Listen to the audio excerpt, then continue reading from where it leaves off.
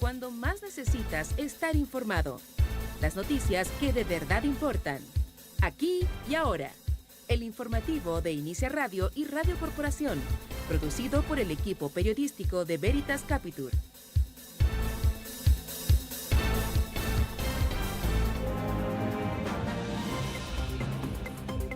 Intentan quemar un bus del transporte público a las afueras del Liceo Barros Borgoño. El ataque terminó sin lesionados. El conductor de la máquina lo calificó como un atentado terrorista y según la última encuesta del Índice de Paz Ciudadana, la percepción de temor ante la delincuencia llega a su nivel más alto en los últimos 22 años. No, los espejos quebrados, los laterales y todo eso. No sé si fue un atentado terrorista ya, pero de proporciones. Estamos viviendo en un país extremadamente atemorizado. La Unión Portuaria comenzó un paro de advertencia en demanda por mejoras laborales. Desde temprano se han registrado barricadas y cortes de ruta, principalmente en la ciudad de San Antonio. En caso que hayan disturbios o incidentes al interior de las instalaciones portuarias. Se le alerta a la instalación portuaria que los trate de sacar siempre que sea al interior del recinto portuario. Cae la inactividad laboral en el Gran Santiago, pero aumenta el desempleo durante septiembre. Según la encuesta de ocupación y desocupación, actualmente hay 300.000 personas desocupadas en la capital. Que los inactivos están volviendo al mercado laboral y estos están yendo una parte a ocupación y una parte a desempleo. Y eso viene a explicar, ¿cierto?, la mayor cantidad de desocupados también. La Cámara aprobó la renuncia de la mesa directiva de la corporación y se profundizan las dudas sobre la continuidad del acuerdo administrativo. El Partido de la Gente y la Democracia Cristiana mantienen las dudas sobre respaldar a Carol Cariola o a cualquier parlamentario comunista. Resultado de la votación. Por la afirmativa, 131 votos, 6 en contra, 1 abstención. Aprobada la renuncia de esta mesa directiva. Muchas gracias, estimados colegas. Ha sido un honor. Pese a la evaluación positiva de los actores políticos, se mantienen las diferencias para cerrar el acuerdo constituyente. Las principales distancias son el rol del árbitro que resguarde los bordes constitucionales y la composición del órgano de redactor. Yo diría que no, en estos momentos no hay una definición al 100% ni de un órgano totalmente electo o de que el árbitro ya esté descartado en la Corte Suprema, pero ha ido decantando en esa línea. Igual, de todas formas, hay algunas propuestas sobre la mesa en torno a organismos mixtos. La Comisión de Ética de la Cámara de Diputadas y Diputados abordó la situación de los parlamentarios que no concurrieron a hacerse el test de drogas establecido en el reglamento de la corporación.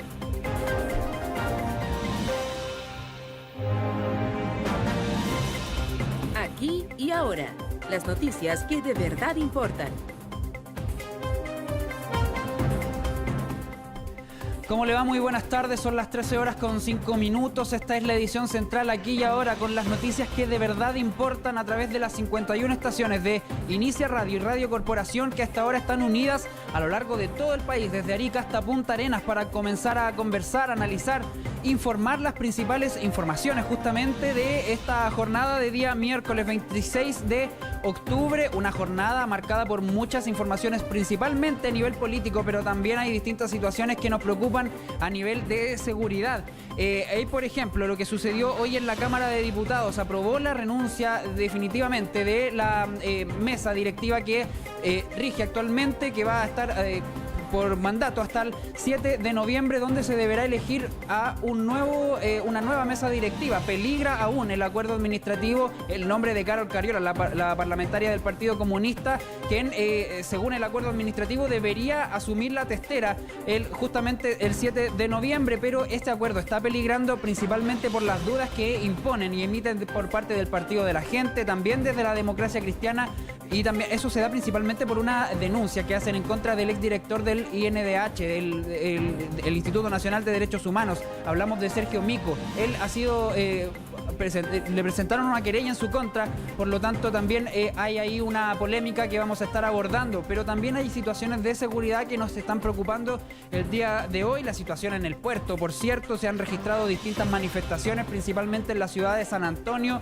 y en lo que respecta a seguridad acá en la región metropolitana, afortunadamente sin lesionados, terminó una manifestación, ya no se sabe cómo llamarlo, un atentado incendiario por parte de encapuchados a un bus del Transantiago, un bus actual Red, un bus del transporte público. Esto fue a las afueras del Liceo Barros Borgoño. Se vieron obligados también a aplicarse cortes de tránsito. En fin, una cantidad de noticias también a nivel político. ¿Qué pasa con el acuerdo constituyente? Por ejemplo, hay distintas informaciones que vamos a estar abordando el día de hoy a nivel económico también. Empezamos de inmediato con la revisión de las informaciones que de verdad importan aquí y ahora. 51 estaciones en todo Chile se unen para informar. Aquí y ahora. Las noticias que de verdad importan. Bien, nos vamos de lleno con la situación de seguridad en nuestro país. ¿Qué es lo que ha estado sucediendo? Como ya les veníamos adelantando en los titulares, también en la presentación. Durante esta jornada, desconocidos intentaron quemar un bus del Transantiago.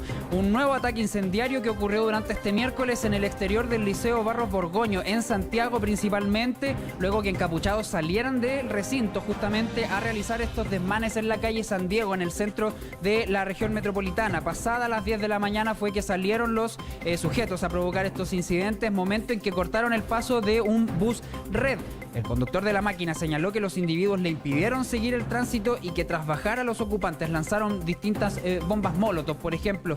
Él dijo: estoy bien, pero emocionalmente quedé mal. Es un trauma que un grupo de encapuchados te enfrente con una máquina llena de pasajeros, con un atentado terrorista. ¿Cómo voy a quedar bien?, según dijo el conductor de esta máquina. A renglón seguido aseguró que iba con pasajeros en un recorrido habitual y de repente apareció una turba desde el colegio de 50 encapuchados. Afortunadamente no hubo lesionados por este ataque que se registró entonces allá en las cercanías del centro de Santiago, a las afueras del Liceo Barros Borgoño. En paralelo también se estuvieron registrando incidentes en los alrededores del Liceo Confederación Suiza.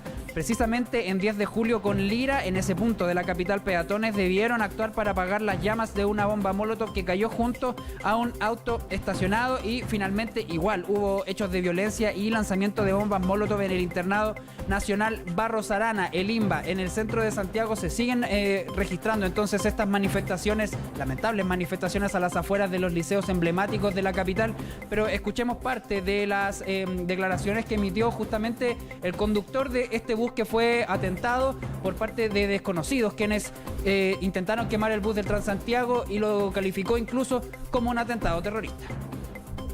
Las bombas entraron adentro del bus, la butaca quemada, el piso quemado. Con esta situación uno no queda bien. O sea, el impacto de momento, ahora ya estoy más relajado ya. No, los pasajeros nada. Yo abrí las puertas traseras del bus para que salieran todos los pasajeros arrancando, porque era una guerra en eso. Mantiene los vidrios ahumados y todo eso, está todo pasado a humo. No, los espejos quebrados, los laterales y todo eso. No, si fue un atentado terrorista ya, pero de proporciones. Hay un resultado que se publicó también durante esta mañana a propósito también de lo que tiene que ver con la delincuencia. La más alta percepción de temor de la delincuencia de los últimos 22 años. Ese es uno de los resultados que arrojó el último índice de medición de la Fundación Paz Ciudadana sobre la situación delictual que aqueja al país. La encuesta, que se viene realizando hace 22 años, se elaboró entre el 5 de septiembre y el 3 de octubre y fue un trabajo de campo realizado por CADEM junto con supervisión de Datavoz. Se consultaron a 1.831 personas, hombres y mujeres mayores de edad, tanto de forma presencial como telefónica. En el estudio se señala que en el 32% de los hogares chilenos algún miembro fue víctima de robo o intento de robo en los últimos 6 meses. Esto equivale prácticamente a 1 de cada 3 familias. Eso sí, precisan que la cifra que no representa un cambio estadísticamente significativo respecto a la medición del año 2021 y que se mantiene dentro de las 3 más bajas de los últimos 20 años. Pese a aquello, las personas que se clasifican en un nivel de temor alto subieron 7,6 puntos porcentuales respecto a 2021, alcanzando un 28% a nivel nacional. Paz Ciudadana da cuenta de que esta es la cifra más alta en los 22 años que se ha registrado el instrumento, afectando especialmente a las mujeres, que registran un 35,4%, y también a la zona norte de nuestro país, que registra el 31,7%. Este ítem presenta varios puntos en torno a la percepción de temor. Por ejemplo, el estudio pregunta: ¿usted cree que en los próximos 12 meses será víctima de robo? El 38,1% dijo que sí. En 2021 el 33,5% había tomado esa opción ante la misma pregunta. Es así que justamente con respecto a este punto, el director ejecutivo de la Fundación Paz Ciudadana, Daniel Johnson, destacó la elaboración del informe y señaló que la medición de este año muestra una tasa de victimización relevante baja para los delitos de robo. Sin embargo, el más alto nivel de temor de toda la serie histórica.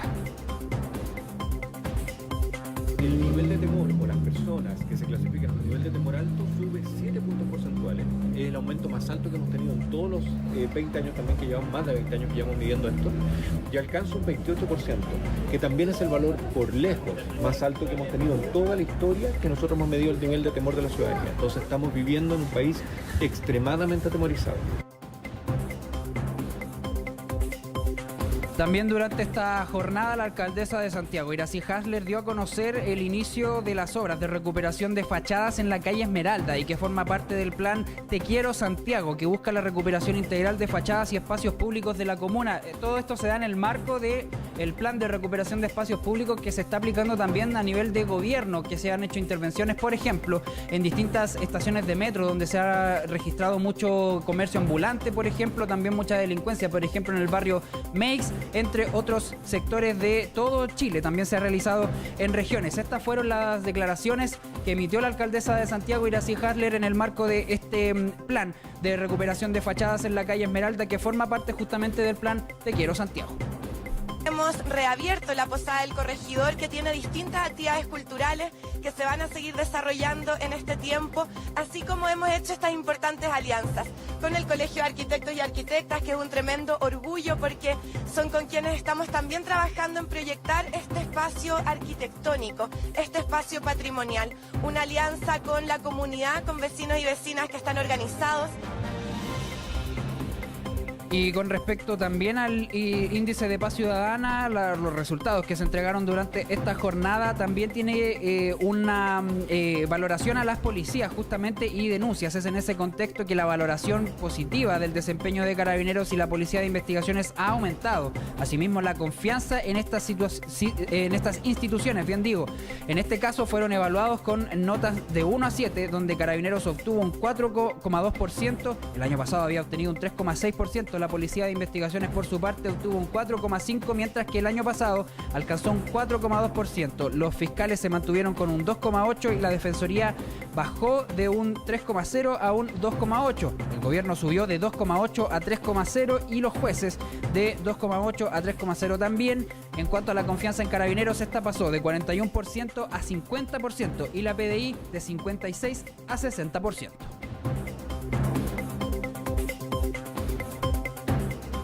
No hay sociedad democrática sin acceso libre a la información. Aquí y ahora, las noticias que de verdad importan.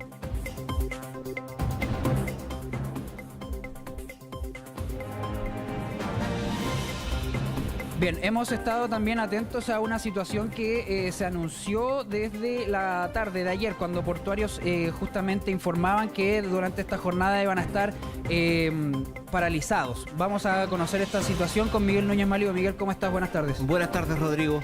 Miguel, la Unión Portuaria comenzó entonces este paro de advertencia en demanda por mejoras laborales. Desde temprano se han registrado barricadas y cortes de ruta, principalmente en la ciudad de San Antonio. Tú nos cuentas más detalles. Así es, en Rodrigo, una demanda por mejoras laborales, en materia laborales, pero que no es una cuestión actual, sino que se viene arrastrando, al menos desde la primera presidencia del expresidente, el exmandatario Sebastián Piñera, mesas de trabajo que se habían establecido y que en este momento se encuentran en punto muerto, señalaban los portuarios, y ello ha llevado a que durante esta jornada comenzaran un paro de advertencia. Son 48 horas en que se establecerá este paro por parte de los trabajadores portuarios convocados comunicados por la Unión Portuaria Nacional y que y que sirve de advertencia, decía yo, para el gobierno, para que se avance en distintas materias. Una de ellas que se señalaba tiene que ver con la calificación del trabajo que realizan los portuarios como un trabajo, una materia laboral pesada, y que por ello debería ser considerada de forma distinta, a lo mejor en la próxima reforma al sistema de pensiones, producto de que los trabajadores portuarios trabajan largas jornadas, son bastante extenuantes, y a lo mejor no extender solamente el trabajo, esta calificación a los trabajadores portuarios, sino que también incluir en ella a otros trabajos similares con los mismos, digamos, tiempos de trabajo y cargas laborales similares. Fue parte de lo que han señalado a través de un comunicado.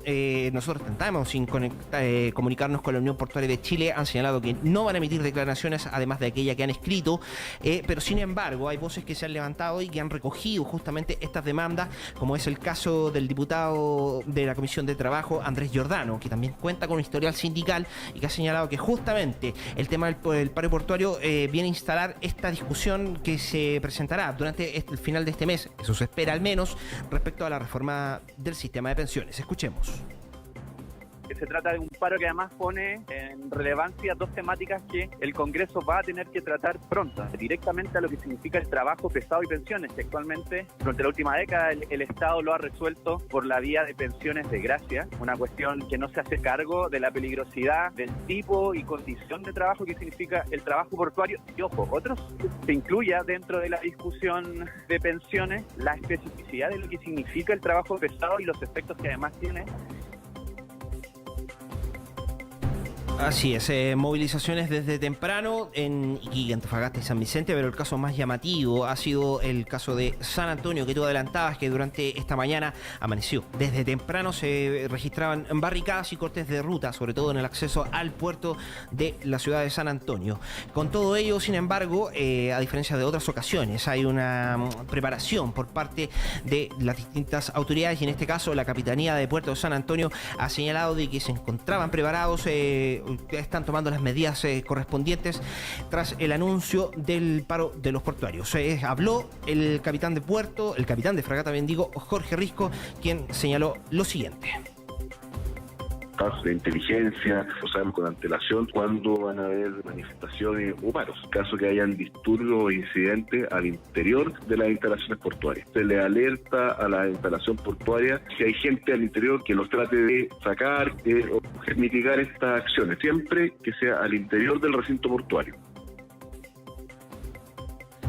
Así es, siempre que sea al interior del recinto portuario. Y ahí en materia portuaria hay que señalar que hay distintas novedades, puesto de que una de las cuestiones que se está discutiendo en la reforma tributaria es hay dos puntos que tocan a los puertos. Uno de ellos hace relación con el traslado de materias de la inspección, de la materia de la administración en cuanto a casos de antielusión, que pasan desde la unidad portuaria hasta el servicio de impuestos internos, quitándole un peso de encima, digamos, de alguna manera hacia los controles aduaneros y de puertos. Y justamente en esta materia también, una de las cosas que se está discutiendo en cuanto a reforma tributaria es el tema del royalty minero. ¿Por qué? ¿Cuál es el vínculo? Es porque por dónde sale, digamos, de alguna manera todo este metal rojo, el cobre de nuestro país, hacia el resto del mundo a través de los puertos. Y por ello es que también se está buscando la manera en que este royalty minero, una compensación de lo que recursos que se extraen desde nuestro país, pueda ir también en apoyo justamente a los sectores que viven de las exportaciones minerales. El ministro de Hacienda estuvo durante esta jornada en la Comisión de Minería del Senado, en donde estuvo presentando las nuevas indicaciones al proyecto de este royalty minero, y en el que ha señalado también nuevas cuotas para las producciones que superen las 50.000 toneladas. Escuchemos. Del orden del 45% a una cifra más cercana al 55-56% para precios superiores a los $4 la libra. En los precios actuales, que están más bien en los $3.50, eso pasaría de 50 a 60% de participación del Estado en las rentas de la minería. En el caso del precio del cobre de largo plazo, Bien, eso es lo que está pasando en cuanto a royalty minero. Hay una cuestión que es súper importante, hay un tema que es súper importante en este royalty minero y que hace también relación con lo que sucede en el caso de los puertos y también de las comunas mineras, en este caso, porque se busca también de que este royalty minero no solo genere ingresos para el Estado, sino que también pueda de alguna manera devolverse hacia las comunas y los locales donde es extraído. Producto de ello, de alguna manera también de descentralizar los ingresos del Estado y también de potenciar a las regiones, que son las que, por ejemplo, en el caso de la minería en el norte, generan grandes ingresos para el Estado, pero que esto no se manifiesta en un desarrollo económico para las zonas. Así lo planteó justamente y ha quedado, podríamos decir, satisfecho el senador y representante de la zona norte, el senador Esteban Velázquez. Escuchemos. Se mantiene el corazón de este proyecto respecto a las ventas, el componente a valores y también lo que decía este proyecto del año 2018, septiembre de 2018 en la Cámara de Diputados, el destino. Nosotros proponíamos el 50% de lo recaudado fuera destinado, con distintos criterios, en las regiones, porque en la Comisión por la Descentralización que participaba en aquella ocasión de la presidenta Bachelet, hablaba de un porcentaje a regiones mineras y otro a las comunas mineras. Así es, entonces así es como está, digamos, de alguna manera afrontándose el panorama en cuanto a exportaciones en nuestro país, exportaciones que tienen que ver con distintos productos a partir de lo que está sucediendo con los trabajadores portuarios y también lo que será a futuro con el royalty y el commodity principal de nuestro país, como es el cobre. Sobre el final son cerca de 6.500 trabajadores de 23 puertos a lo largo a nivel nacional que se encuentran movilizados durante 48 horas. Este paro terminaría este próximo día viernes a eso de las 8 de la mañana y esperan alcanzar avances. Es un paro de advertencia con el gobierno. Señalar, Rodrigo, que los trabajadores portuarios han venido peleando por distintos derechos o distintos beneficios durante varios años. Lo decíamos al menos desde la primera presidencia del exmandatario Sebastián Piñera, cuando entonces era la ministra del Trabajo, la actual alcaldesa de Providencia, Evelyn Matei. Se han ganado distintos avances, algunos pequeños, y hay que señalar que, por ejemplo, uno de ellos, para ver por qué se protesta de alguna manera o cuáles son las demandas, hace relación con que hasta hace poco se ganaron un espacio para poder almorzar cerca de media hora los trabajadores portuarios, trabajadores que tienen que no paran en su tarea y que por lo tanto merecen de alguna manera ir compensando este tremendo esfuerzo que hacen los trabajadores de puerto. Rodrigo. Ya, Miguel, entonces este es un paro que anunciaron por 48 horas específicamente. ¿Cuándo debería terminar? ¿Cuándo empezó? ¿Cuándo empezó y cuándo debería terminar? O sea, debería terminar, lo señalamos este día viernes, a eso de las 8 de la mañana está programado para que termine. Lo que están haciendo son llamados principalmente al subsecretario del Trabajo, Jordi Bocardo, para que también se acerque hacia ellos, puedan reactivar las mesas de trabajo y poder abordar las distintas situaciones que aquejan a los trabajadores portuarios, que ya lo decíamos, como el caso de los trabajadores mineros, el caso de los trabajadores portuarios, son trabajadores que en una actividad que no se detiene, trabaja 24/7, no conoce descanso, no conoce de feriados, y por ello de ahí también que buscan compensar de alguna manera el trabajo extenuante que ellos realizan. De momento ha sido una manifestación pacífica principalmente, ¿no? Así es, tenemos una manifestación pacífica. Uno podría decir que a lo mejor los hechos, entre comillas, más graves son estos cortes de barricadas y caminos y rutas de acceso al puerto de San Antonio, pero de momento no hemos, lo que hemos podido monitorear, no hemos registrado incidentes de grande violencia, sino que solamente estos cortes de ruta que, digámoslo, son propios también de una manifestación en el caso de los trabajadores. Ya, perfecto. Muchas gracias, Miguel. Buenas tardes. Buenas tardes. No hay sociedad democrática sin acceso libre a la información.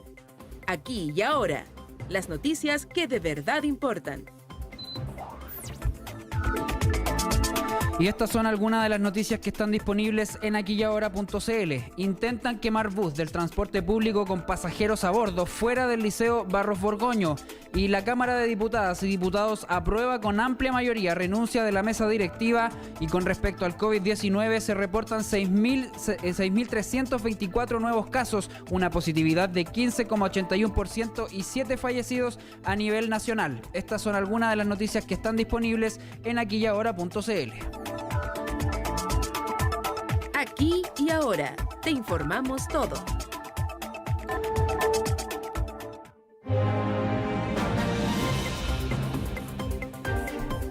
Y ya se lo veníamos señalando, adelantando lo que ha sucedido allá en el Congreso Nacional. Se aceptó la renuncia de la actual mesa directiva de la Cámara de Diputadas y Diputados, pero aún sigue en duda quién va a asumir la testera después de este proceso. Óscar Cáceres, que está en el Congreso Nacional, nos va a contar. Óscar, ¿cómo estás? Buenas tardes.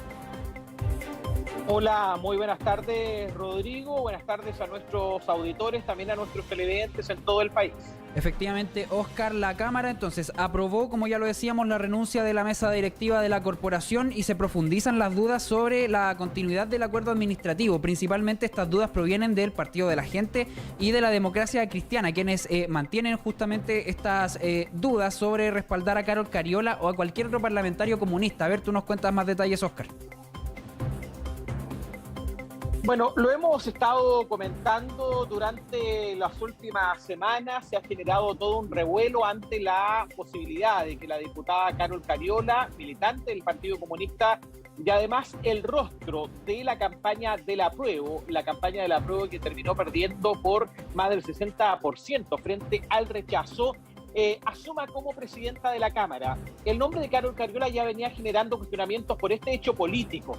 Sin embargo, se ha sumado un nuevo argumento, que pareciera ser más bien un argumento levantado a última hora para seguir justificando la posibilidad de impedir que el Partido Comunista asuma la testera de la Cámara, toda vez que se está cuestionando ahora que organizaciones de derechos humanos y con el respaldo, al menos desde el punto de vista de las declaraciones de diputadas del Partido Comunista como Lorena Pizarro, a propósito del rol de Sergio Mico en el Instituto Nacional de Derechos Humanos, asuman entonces la presidencia de la Cámara. Este es el nuevo argumento y bajo este escenario entonces es que esta mañana se votó la renuncia de la actual mesa directiva de la corporación que encabeza el diputado Raúl Soto y lo acompañan en la primera vicepresidencia Alexis Sepúlveda y también la diputada Claudia Mix.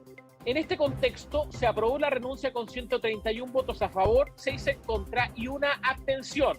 Tras esta votación, el presidente en ejercicio de la Cámara, Raúl Soto, salió a hacer declaraciones, agradeció el respaldo que ha tenido su gestión al mando de la Cámara, pero también ha hecho llamados al Frente Amplio y al Partido Comunista, dando una señal también de que hay tensión en el bloque oficialista respecto no solamente de la futura presidencia de la Cámara, sino también respecto de los énfasis en materia de seguridad pública, por ejemplo. Pidió Raúl Soto que el Frente Amplio y el Partido Comunista le permitan a la Ministra Interior trabajar en el control de la seguridad pública.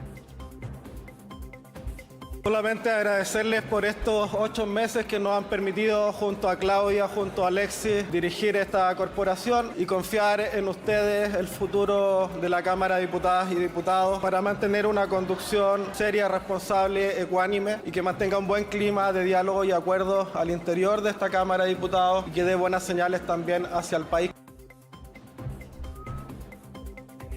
Esa es la aspiración del diputado Raúl Soto en el marco de lo que ha sido la entrega del cargo. La votación del nuevo nombre bajo este itinerario debe ocurrir el próximo 7 de noviembre. Ese día se tiene que votar el nombre de quien va a asumir la presidencia de la Cámara.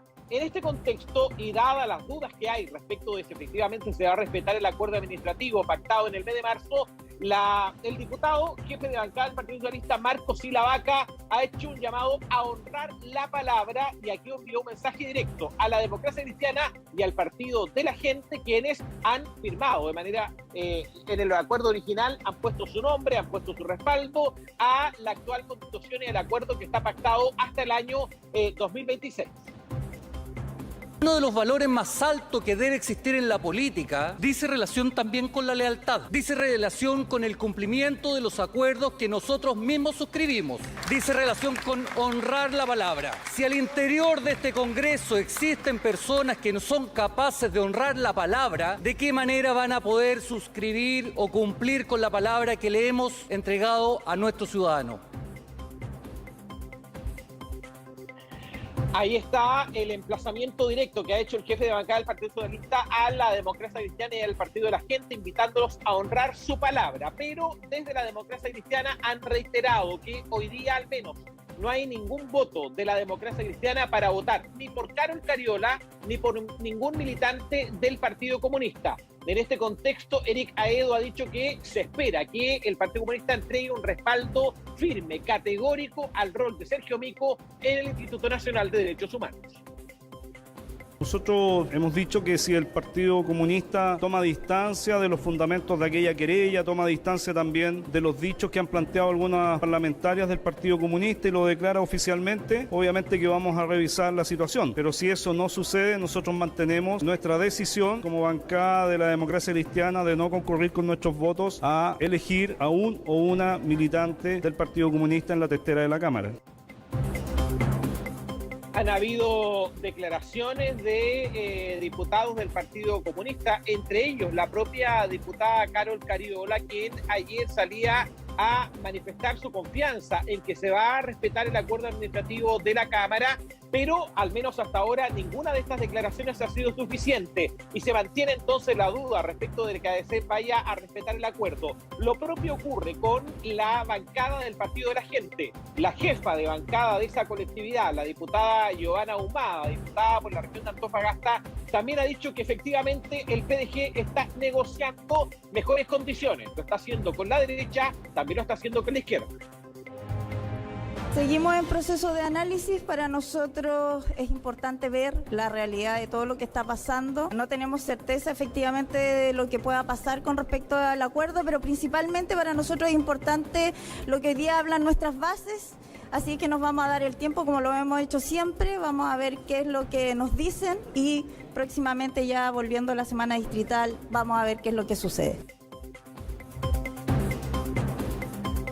Esto aumenta la incertidumbre respecto de lo que va a ocurrir en torno a la presidencia, la primera vicepresidencia y la segunda vicepresidencia de la Cámara de Diputados. No hay ninguna claridad respecto de qué es lo que va a terminar funcionando en torno a las negociaciones que encabeza el Partido de la Gente. Hace pocos minutos se ha notificado una cuestión que es bien importante respecto a lo que está ocurriendo con la Cámara, Rodrigo, auditores y televidentes. El jefe de bancada del Partido por la Democracia, el diputado Cristian Tapia, ha notificado formalmente que el diputado René Alinco ha sido sacado de dos comisiones importantes a las cuales pertenecía. Fue sacado de la Comisión de Obras Públicas y también ha sido retirado de la Comisión de Agricultura. ¿Por qué? Porque ayer Alinco votó a favor de la censura en contra de la diputada Consuelo Veloso, cuya presidencia también está negociada en el marco del acuerdo administrativo. Esta tarde va a votarse la censura a la diputada del Partido Comunista Lorena Pizarro. Allí será fundamental el rol que juegue el diputado radical Tomás Lago Marcino, quien ayer comunicaba que se encuentra en reflexión. Dijo que la primera vez rechazó la censura a Lorena Pizarro en la Comisión de Derechos Humanos por una cuestión de el acuerdo, respetar el acuerdo, pero que hoy día está por defender sus convicciones. La convicción de Tomás Lago Marcino es que efectivamente Sergio Mico debe ser invitado a la Comisión de Derechos Humanos. Vamos a ver lo que ocurre a partir de las 3 de la tarde en una situación que genera alta tensión en la Cámara de Diputadas y Diputados, Rodrigo. Bien, Óscar Cáceres desde el Congreso Nacional, muchas gracias por este reporte. Buenas tardes. Buenas tardes. Fomentar el acceso a la información es fomentar la democracia. Aquí y ahora.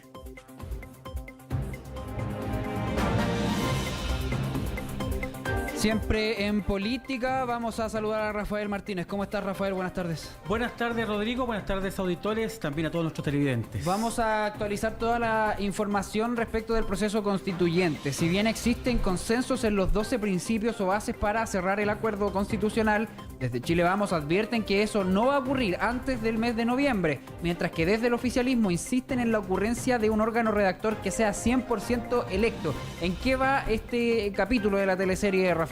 Recojo una expresión utilizada por Óscar Cáceres, Rodrigo, el otro día, hablaba del Día de la Marmota, refiriéndose a que todos los días parece que pasa lo mismo en esta etapa constituyente, los mismos temas, se abordan los mismos acuerdos que supuestamente se concretan, pero finalmente esto se diluye. Sin embargo, en las últimas horas han reconocido algunos actores políticos que se ha avanzado respecto a alguna materia. En particular, ya están definidas las 12 bases o principios que van a regir la redacción de esta eventual futura Carta Fundamental. También hay algunos consensos respecto a la entidad que lo va a redactar, este órgano constituyente que podría que podría ser efectivamente un órgano 100% electo. Sin embargo, hay también algunos reparos en cuanto a la celeridad del proceso. Al respecto habló el presidente del Senado, Álvaro Elizalde, que señala que es importante avanzar más rápido, considerando que mientras más días que pasan, esto va minando un poco la confianza de la ciudadanía.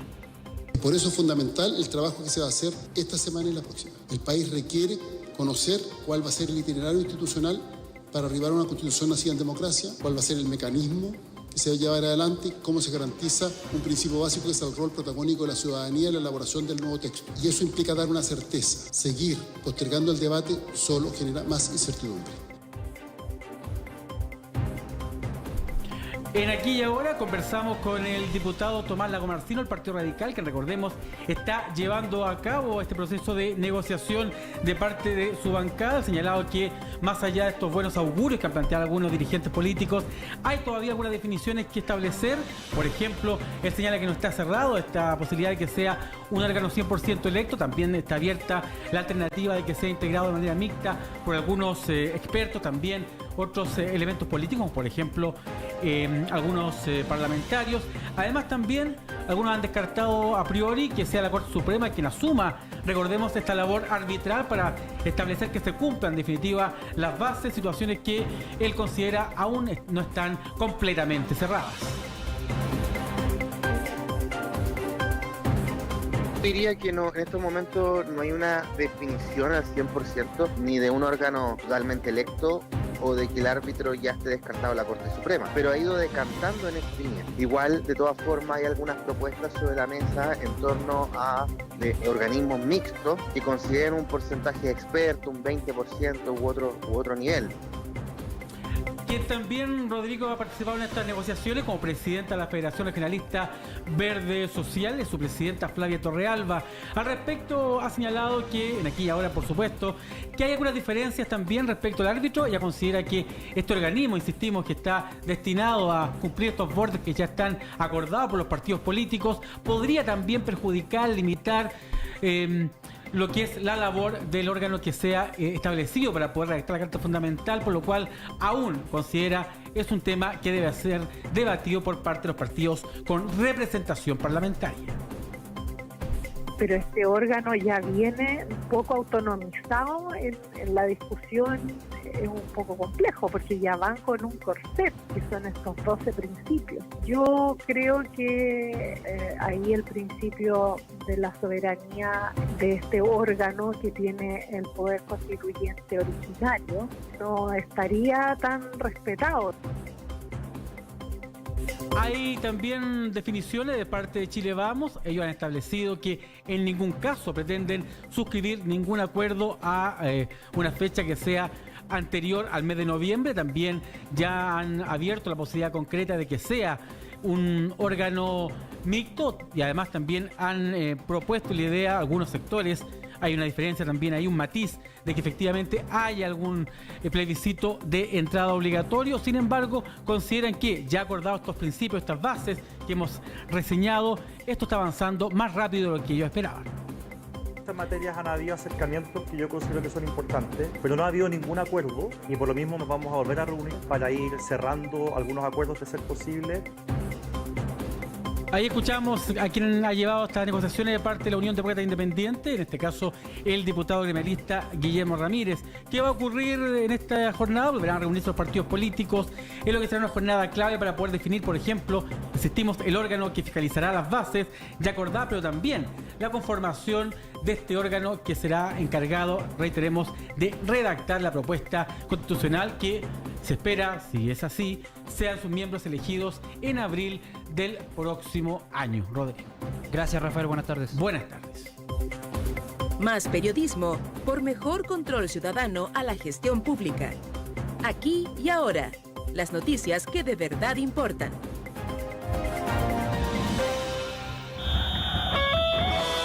Aquí y ahora, deportes.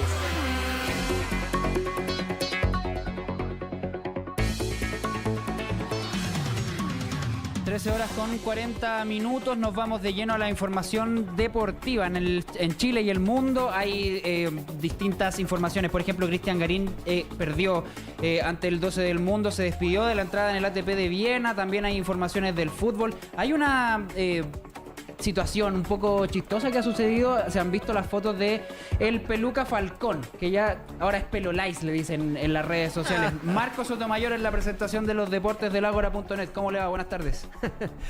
Sí, fue una bonita humorada de Maximiliano Falcón. Es re simpático el uruguayo, fuera de la cancha, dentro de la cancha.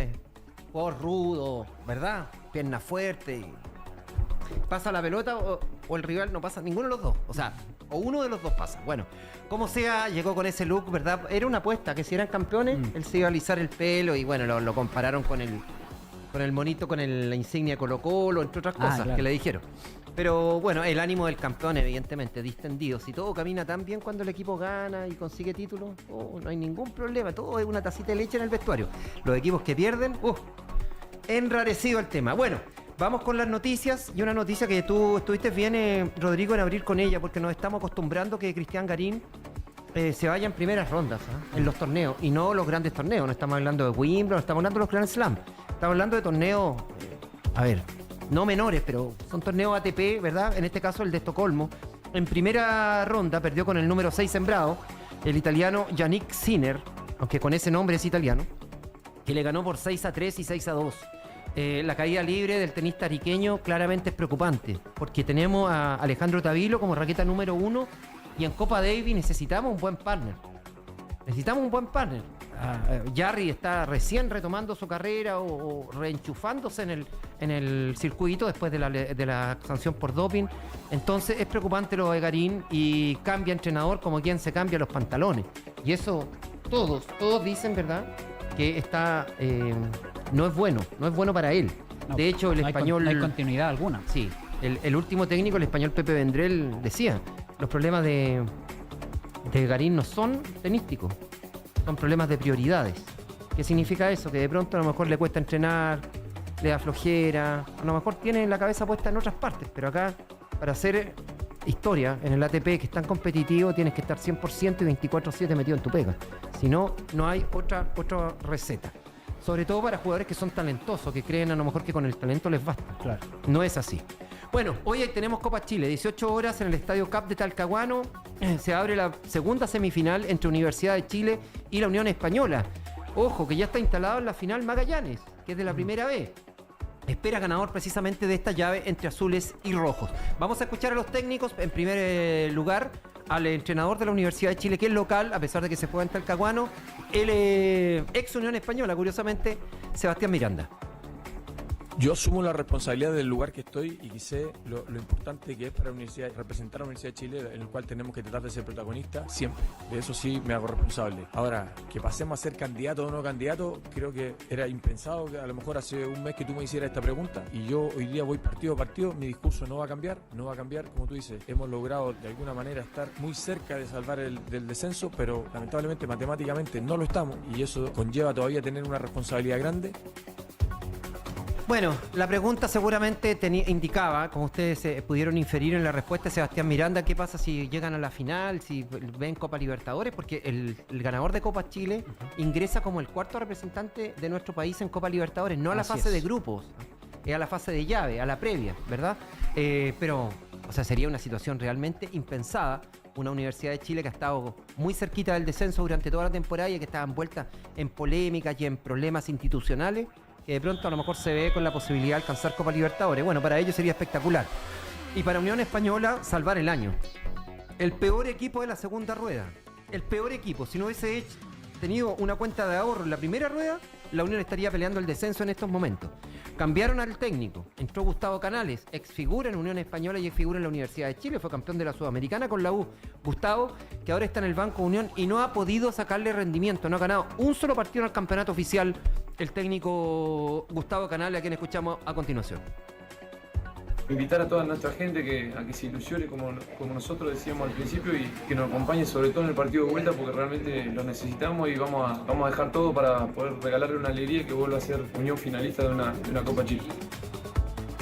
Bueno, las novedades principales: en Unión estaría reapareciendo el uruguayo Piñeiro, Y en Universidad de Chile se anuncia el retorno de Ronnie Fernández y también de Marcelo Morales como lateral izquierdo en reemplazo del Chico Castro.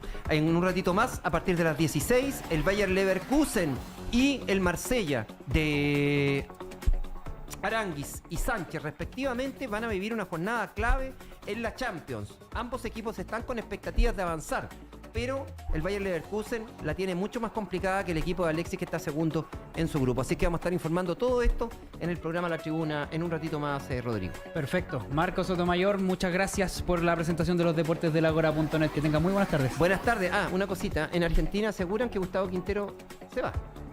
Mira. Mira, acá dicen que no. Es una cuestión bastante... ¿Pero quién lo sabe?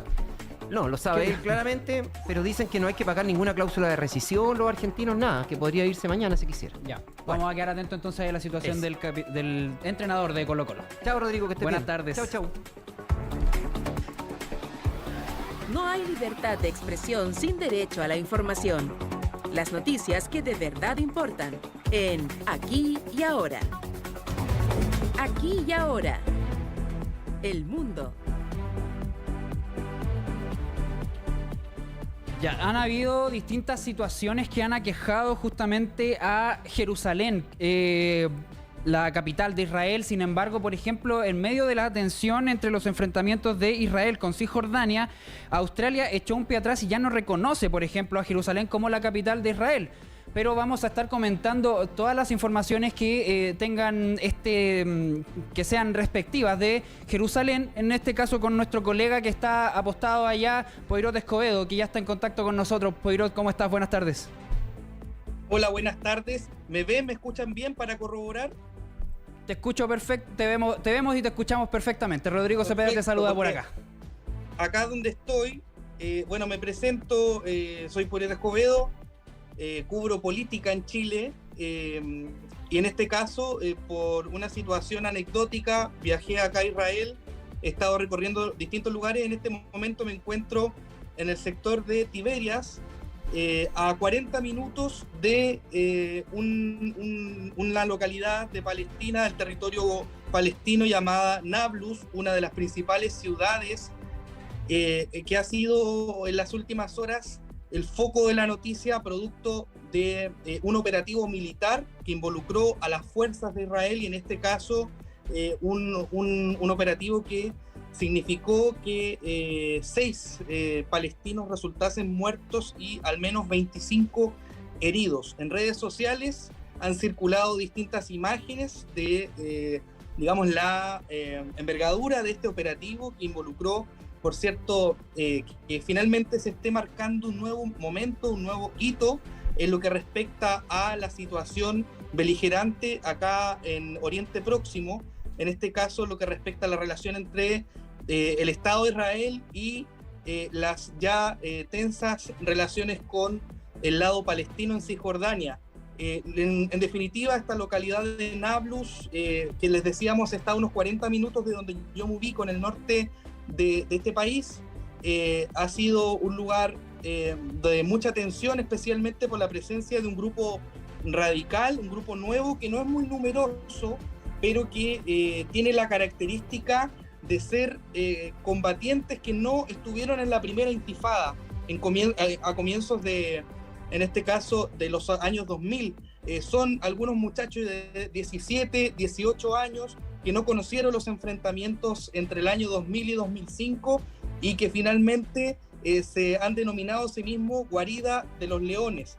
Un fenómeno que puede ser irreversible. Se trata de una generación de jóvenes, insisto en este punto, radicalizados, pero con motivaciones distintas y también con formas de articularse muy diferentes a las que conocíamos anteriormente. En este caso, se trata de un grupo que principalmente se ha hecho conocido a través de TikTok, a través de redes sociales, con diferentes desafíos o challenge, como se les conoce popularmente, en este caso, quienes hacen, por cierto, campañas para incitar o invitar a otros jóvenes a atacar automóviles de Israel, por ejemplo, o en las carreteras.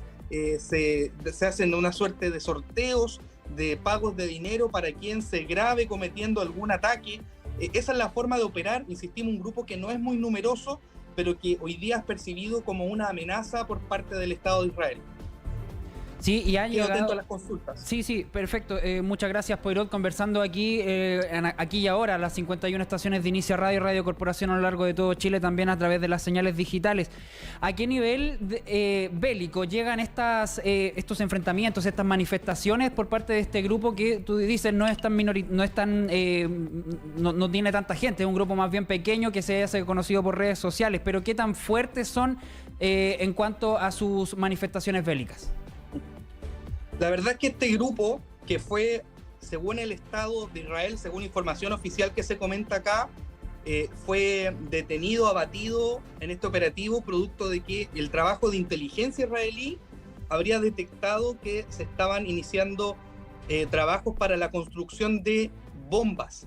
En este caso, son referentes que no tienen el poder de fuego que quizás tuvieron en momentos distintos de la historia otro tipo de organizaciones radicales, la que tuvo, por ejemplo, en algún momento el OLP, o la que puede llegar a tener Hamas, que hoy día tiene el control de la franja de Gaza.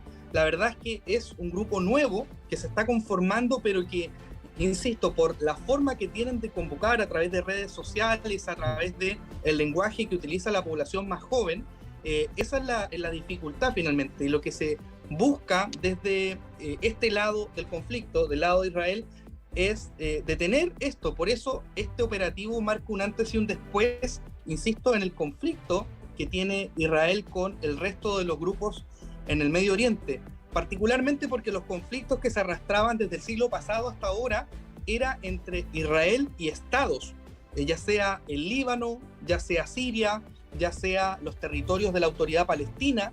En este caso son grupos no estatales que no tienen digamos, la conformación de un Estado o una reivindicación que guarde relación con intereses estatales, pero que sí tienen muy fuertemente el elemento religioso como parte, digamos, de su ethos, de su motivación respecto de este tipo de situaciones conflictivas. Ahora hay que ver también la otra cara de la moneda.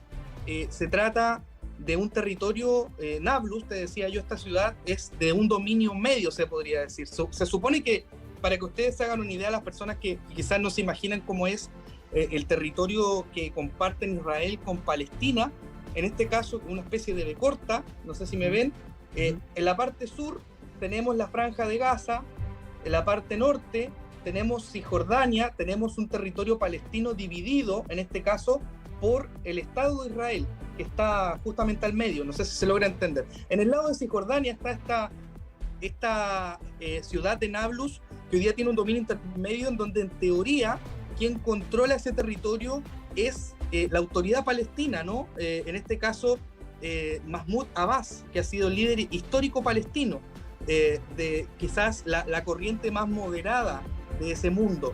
Pero en este caso es un territorio dividido que por un lado tiene la dificultad, digamos, de no tener un liderazgo tan claro, es un espacio en disputa.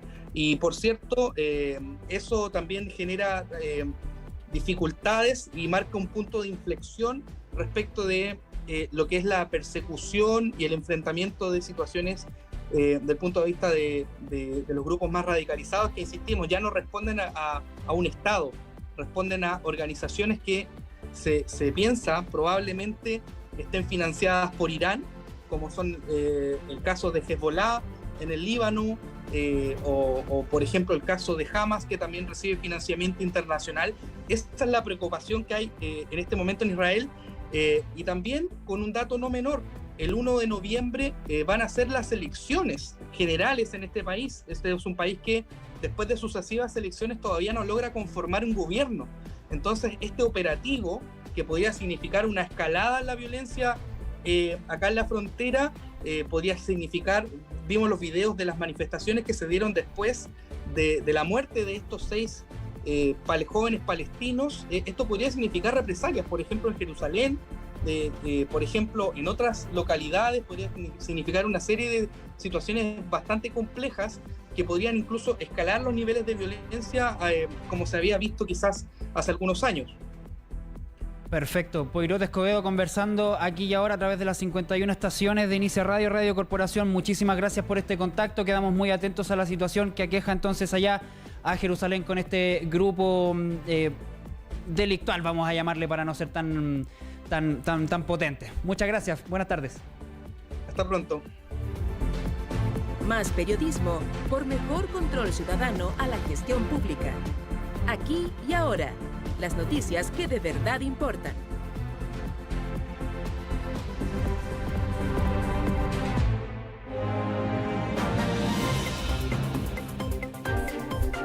Continuamos con la revisión de las noticias. Cae la actividad laboral en el Gran Santiago, pero aumenta el desempleo durante septiembre. Según la encuesta de ocupación y desocupación, actualmente hay 300.000 personas desocupadas en la capital, informa Miguel Núñez Malío. Así es, Rodrigo, son los resultados de la encuesta de ocupación y desocupación del Centro de Microdatos de la Universidad de Chile, que señalan que durante septiembre esta tasa de desempleo en el Gran Santiago fue de un 8,5%, una cifra que respecto a la medición anterior de junio no presenta grandes variaciones, tampoco un aumento, pero no tan significativo, de 0,7 puntos, pero sin embargo que si se le mire, se le compara al mismo periodo del año anterior, del 2021, implica un alza de personas desocupadas de un 14,9%. Bastante fuerte. Sin embargo, hay que señalar con todo ello que los desocupados a nivel nacional, a nivel del Gran Santiago, bien digo, están siendo cada vez menos. Pero por otra parte, tenemos un aumento de la fuerza de trabajo, es decir, aquellos que componen tanto los que están activos, empleados, como aquellos que están desempleados y que son potenciales trabajadores. Todo aquello suma de alguna manera y ha crecido el número de potenciales trabajadores, pero no así el ritmo de creación de empleos durante el último tiempo, según lo que señalaba justamente el Centro de Microdatos de la Universidad de Chile, donde su directora Lorena Flores explicó cómo es que entendemos estos 300.000 personas que aún se encuentran desempleadas. Escuchemos. Mayor fuerza de trabajo, efectivamente lo que está ocurriendo es que los inactivos están volviendo al mercado laboral y estos se están yendo una parte a ocupación y una parte a desempleo. Y eso viene a explicar, ¿cierto?, la mayor cantidad de desocupados también. Sin embargo, hoy día vemos que todavía hay un cierto rezago, yo diría que todavía hay aumento en la ocupación, sin embargo esto es más lento que lo que veníamos viendo en los trimestres anteriores. Hay una ralentización, pero no hay un estancamiento aún.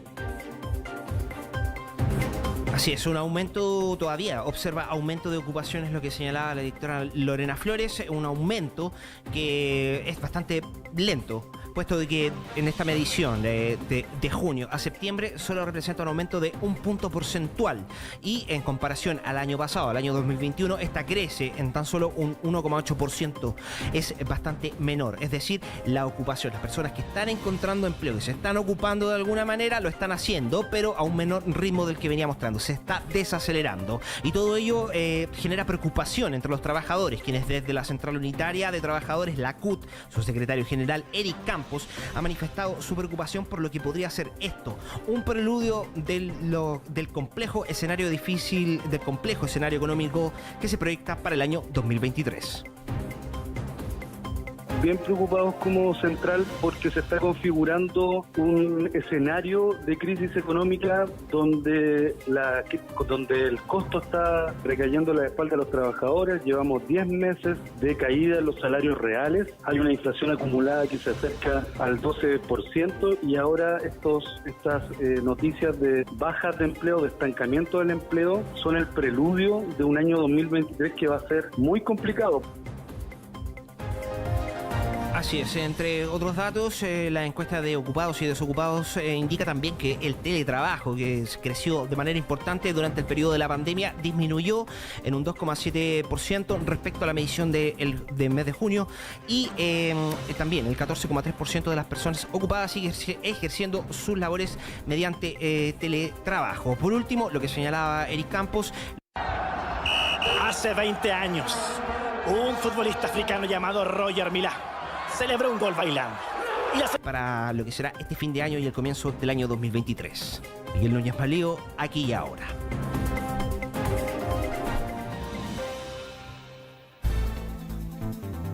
A esta hora comentar que desde el Ministerio de Economía, Fomento y Turismo informan que a partir de hoy y hasta el 1 de noviembre, la subsecretaria Javiera Petersen asumirá como ministra subrogante debido a que el secretario de Estado, Nicolás Grau, se encuentra con licencia médica producto de una trombosis pulmonar de bajo riesgo. Aclaran eso sí que el ministro se encuentra bien con tratamiento médico simple y se le ha indicado reposo por una semana. Con esta información del ámbito del gobierno que viene llegando a nuestra mesa de trabajo, nos despedimos. Les agradecemos que se hayan informado con nosotros durante esta jornada a través de las 51 estaciones de Inicia Radio, Radio Corporación y las distintas señales digitales de televisión abierta, principalmente Nuevos Comienzos Televisión, Corporación Televisión y también en el 38.2 de Punta Arenas. Recuerde que todos los contenidos están disponibles en la @VeritasCapitur y en aquellahora.cl. En cualquier momento, la noticia de último minuto. Nos reencontramos más adelante. Que tenga muy buenas tardes. Las noticias que de verdad importan, aquí y ahora. El informativo de Inicia Radio y Radio Corporación, producido por el equipo periodístico de Veritas Capitur.